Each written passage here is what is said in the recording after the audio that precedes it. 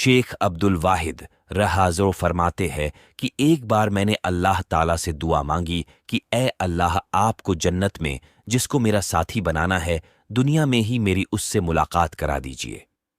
फरमाते हैं कि मुझे ख्वाब में बताया गया कि हबशा की रहने वाली एक औरत मैमूना है जो जन्नत में तुम्हारी साथी बनेगी।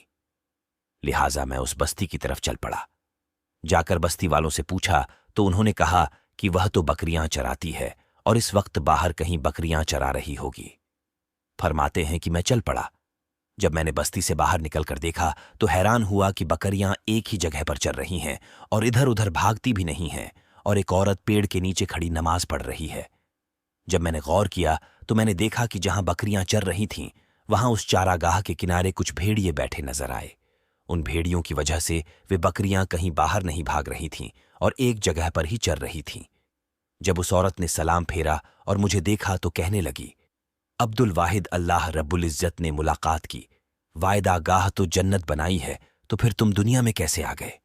मैंने कहा कि मैंने दुआ मांगी थी जो अल्लाह रब्बुल इज्जत के यहां कबूल हो गई।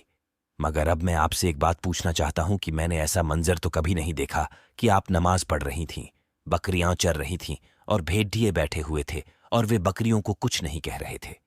मुझे इसका राज समझ में नहीं आ रहा है। वह कहने लगी, अब्दुल वाहिद, यह बात समझनी आसान है कि जिस दिन से मैंने अपने परवरदिगार से सुलह कर ली है, उस दिन से भेदियों ने मेरी बकरियों से सुलह कर ली है। मालूम हुआ कि फजकुरूनी उजकुरुकुम का एक मतलब यह बना कि ऐ बंदो, तुम मुझसे सुलह कर लो, मैं मखलूक की तुम्हारे साथ सुलह कर दूंगा।